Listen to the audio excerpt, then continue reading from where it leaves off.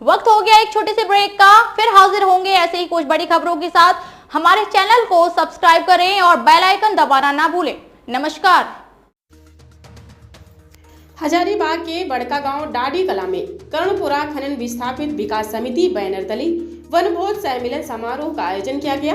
इस कार्यक्रम में मुख्य अतिथि के रूप में झारखंड सरकार के वित्त मंत्री राधाकृष्ण किशोर शामिल हुए। वहीं वशिष्ठ अतिथि पूर्व कृषि मंत्री योगेंद्र साहू, पूर्व विधायक अंबा प्रसाद शामिल हुए। इस कार्यक्रम की अध्यक्षता समिति के अध्यक्ष फ्यूम अंसारी एवं संचालन रियासत हसन ने की। कमेटी के द्वारा भव्य स्वागत किया गया। मुख्य अतिथि वित्त मंत्री श्री किशोर ने कहा कि मैं किसी का आलोचना नहीं, हक की बात करता हूं। सरकार की पहली प्राथमिकता जनता की सेवा और कानून की रक्षा करना है।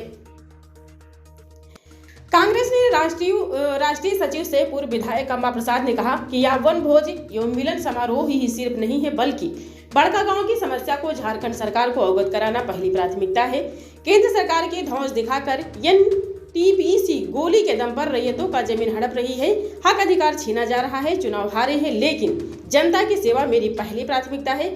सिर्फ जनप्रतिनिधि बनकर ही जनता की सेवा नहीं की जा सकती। पूर्व मंत्री योगेंद्र साहू ने कहा कि बड़का गांव झरिया और धनबाद का बाप बन गया है। आंदोलन से मेरे द्वारा जमीन का मुआवजा बढ़ाया गया, इसे लोग भूल गए।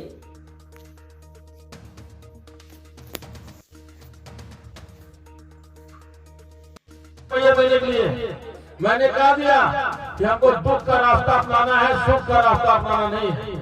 हमको जनता के लिए लड़ना है और जनता के लिए काम करना है। और हमने हमको ठुकरा दिया। मेरी पत्नी को कितना बोलते रहे, राज्यसभा का वोट देने नहीं जाना है, राज्यसभा का वोट देने में मदद करो, हम तुमको जो है बड़का गांव पूरा छोड़ देंगे और पैसा भी देंगे और चीफ सेक्रेटरी से मीटिंग करा देंगे और एनटीपीसी चेयरमैन से मीटिंग करा देंगे। लेकिन हम लोग पार्टी लाइन से हटना नहीं मंजूर किया और हमने हेमंत सोरेन के भाई बसंत सोरेन को वोट देने के लिए हमारी पत्नी वोट देकर के आई और उसी दिन से हम लोग को केस और मुकदमा के जाल और षड्यंत्र में फंसना स्टार्ट हो गया। सेफ सीट है तो बड़का गांव सीट है, परंतु बड़का गांव के लोगों को पता नहीं क्या हुआ। बहुत सारे लोग 15 साल का हिसाब मांग रहे थे, तो 15 साल का हिसाब किससे मांगा जाता है? जो नहीं जानता है उसके बारे में आप अच्छी तरह जानते हैं। कोरोना काल में अंबा प्रसाद अंबा रसोई चलाई, गरीबों के लिए खाना और 3 बार क्वारंटाइन हुई, लेकिन उसका भी लोग भूल गए। भूलना निश्चित है।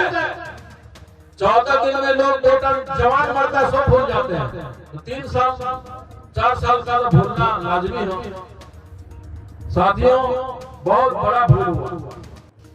बड़ी लिखी लड़की आज आपके बीच में हमारे माननीय मंत्री राधाकृष्ण किशोर जी जो आए बड़े भाई, उनके साथ आपकी बेटी मंत्री बन करके यहाँ उपस्थित होती अगर आप लोग चुप नहीं करते तो।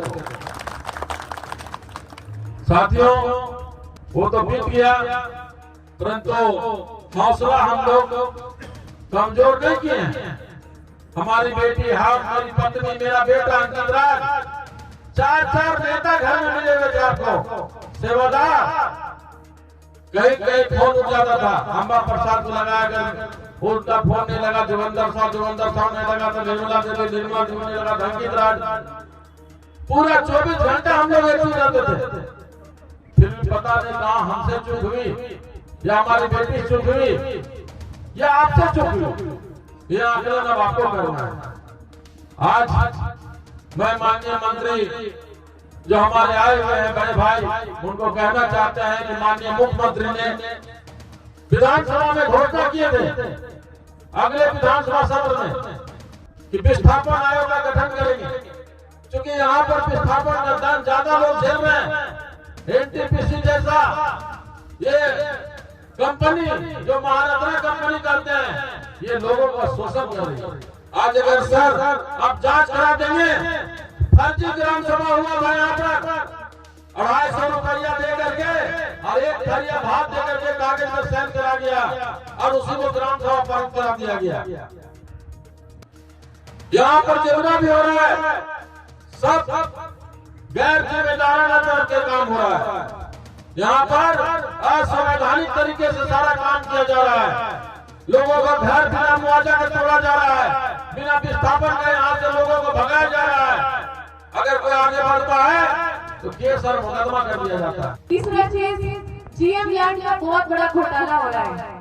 हम तो डीसी मैडम से भी कई बार बैठक किए, मीटिंग किए, बहुत स्तर पे विधानसभा में भी मामला उठाए, लेकिन सबसे बड़ा मसला ये है कि डीसी मैडम बोलती है कि हमको समझ में नहीं आता है जीएम लैंड पैसा कहाँ है। कंपनी बोलता है कि हम लोग जीएम लैंड का पैसा दे दिए और रेवेन्यू पर बोलता है कि जीएम लैंड का पैसा तो केंद्र सरकार देगा तब ना देंगे। तो इस मसले को हल करने का जरूरत है माननीय मंत्री जी। आप अगर पर्सनली इसमें लगेंगे तो निश्चित रूप से हमें पूरा विश्वास है, कोई बहुत बड़ा रॉकेट साइंस नहीं है कि जो हल नहीं हो सके। और यहाँ पे जीएम लैंड खाली कराने के लिए कैश दिया जाता है 3 लाख रुपया, जो अनऑफिशियल होता है और इसी तरह से नहीं दिया जाता है ताकि लोग कुछ भी संतोष करके वहाँ से हट जाए। और उसके बाद भी अन्य बहुत सारे इश्यू हैं। ये पूरा जगह ही कृषि प्रधान क्षेत्र है, लेकिन आज शिक्षित किसान के बेटे को भी प्यून या नौकरी करने के लिए ललायित रहना पड़ता है कि नहीं? तो ये पूरा क्षेत्र में किसान पूरी तरह से खत्म कर दिए गए हैं। अब लोगों के पास कोई दूसरा चारा नहीं है। कुछ तो अभी हमने बता दिया आपको, ये प्राइवेट लैंड है, निजी रैयती जमीन है। सरकारी जमीन 1139 एकड़ और इसमें कंपनसेशन दिया गया है 642। अब प्रश्न ये उठता है कि जब गैर मजरूआ जमीन 1139 है और यदि उस पर किसी का कब्जा होगा तो उनमें से 642 लोगों को आपने कंपनसेशन दिया है। सबसे बड़ी बात ये कि जब किसी जमीनी क्षेत्र में आप जमीन लेते हैं, कोई ऐसी संस्था माइनिंग के लिए जमीन लेती है तो वो तभी काम शुरू कर पाती है जब फॉरेस्ट डिपार्टमेंट के यानी कि वन विभाग के जो नियम है, जो शर्त है, उसे पूरा करना पड़ता है। तो मैं देख रहा हूं कि फॉरेस्ट लैंड 3371 एकड़। मैं बार बार दोहरा रहा हूँ कि जितना मैं समझ पाया, हो सकता है कि हमारी समझ सही नहीं हो, और आपने पेश किया है 3371, यानी कि वन विभाग की जितनी जमीन आपने ली है उतना ही आपने उनको पेमेंट कर दिया। इसीलिए पेमेंट किया है कि जब तक वन विभाग की अनुमति नहीं होती आप यहाँ माइनिंग नहीं कर पाते। नमस्कार, मैं अंजना और आप देख रहे हैं न्यूज 24 फर्स्ट एक्सप्रेस। तो आइए शुरुआत करते हैं आज की कुछ बड़ी खबरों के साथ।